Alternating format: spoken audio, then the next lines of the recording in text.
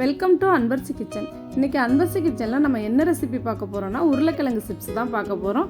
இது ரொம்ப வித்தியாசமாக நல்லா காரம் சாரமாக இதை செய்யக்கூடிய நேரம் வந்து ஒரு நிமிஷம் இருந்தால் போதுங்க. அவ்வளோ சுலபமாக சட்டுன்னு செஞ்சிடலாம். வாங்க இது எப்படி செய்யறதுன்னு பார்க்கலாம். இதை செய்யறதுக்கு நம்ம ஒரு பெரிய சைஸ் உருளைக்கிழங்கு எடுத்துருக்கோம்.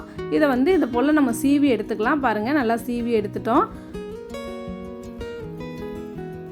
இதை போல் சீவி எடுத்த உருளைக்கிழங்கையெல்லாம் கொஞ்சம் நேரம் நம்ம தண்ணியில் போட்டு வச்சுக்கலாம். தண்ணியில் போட்டதுக்கப்புறம் இதை எடுத்து ஒரு டவலில் வச்சு நல்லா ஈரத்தை தொடச்சி எடுத்துக்கிறோம். அதுக்கப்புறம் இதுக்கு ஒரு மசாலா ரெடி பண்ண போகிறோம். அதுக்கு 1 ஸ்பூன் மிளகாய்த்தூள் எடுத்துருக்கோம், கொஞ்சமாக பெருங்காயத்தூள் எடுத்துக்கிட்டோம், தேவையான அளவு உப்பு, 1.5 ஸ்பூன் அளவுக்கு கார்ன்ஃப்ளவர் மாவு எடுத்துக்கிறோம். உங்களுக்கு கார்ன்ஃப்ளவர் மாவு இல்லைன்னா அதுக்கு பதிலாக அரிசி மாவோ மைதா மாவோ எடுத்துக்கலாம். இப்போது இது எல்லாத்தையும் நம்ம ஒன்றா சேர்த்துட்டு நல்லா மிக்ஸ் பண்ணிடலாம். இது எல்லாத்தையும் நல்லா மிக்ஸ் பண்ணிட்டோம் பாருங்கள். இதுக்கப்புறம் இது கூட ஒரு ஸ்பூன் அளவுக்கு தண்ணி சேர்த்து நல்லா கலந்து எடுத்துக்கலாம். பாருங்கள், 1 ஸ்பூனுக்கு மேலே சேர்க்க வேண்டாம், நிறைய தண்ணி ஆகக்கூடாது. இப்போ வந்து நல்லா குழச்சி எடுத்துட்டோம். இதை வந்து உருளைக்கிழங்கு மேலையெல்லாம் நம்ம பூசி விட்டுடலாம்.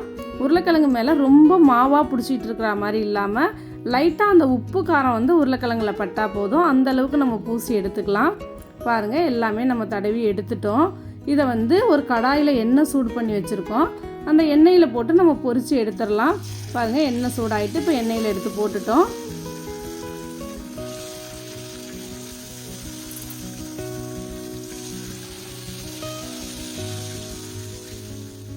பாருங்கள், எல்லாத்தையும் நம்ம எண்ணெயில் சேர்த்துட்டோம். நல்லா பொரிஞ்சிக்கிட்டு இருக்குது. இது ரொம்ப மெலிசாக நம்ம சீவி இருக்கிறதுனால சீக்கிரமாக பொரிஞ்சிரும்.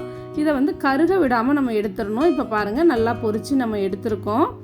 பார்க்குறதுக்கே எவ்வளோ சூப்பராக இருக்குது பாருங்கள். நம்ம ஒரு உருளைக்கிழங்கு அளவு தான் போட்டிருக்கோம், அதுவே எவ்வளவு இருக்குது பாருங்கள். இதை போல் நீங்கள் நிறைய சீவி பொரித்து ஒரு ஏர்டைட் கண்டெய்னர் பாக்ஸில் போட்டு 1 மாதம் அளவுக்கு நம்ம ஸ்டோர் பண்ணி வச்சுக்கலாம், கெட்டு போகாமல் இருக்குங்க.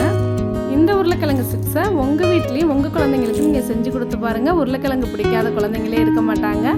இந்த பதிவு உங்களுக்கு பிடிச்சிருந்துச்சுன்னா என்னோடய வீடியோவை முழுமையாக பார்த்துட்டு கமெண்ட்ஸ் பண்ணுங்கள், லைக் பண்ணுங்கள், ஷேர் பண்ணுங்கள். நன்றி, வணக்கம்.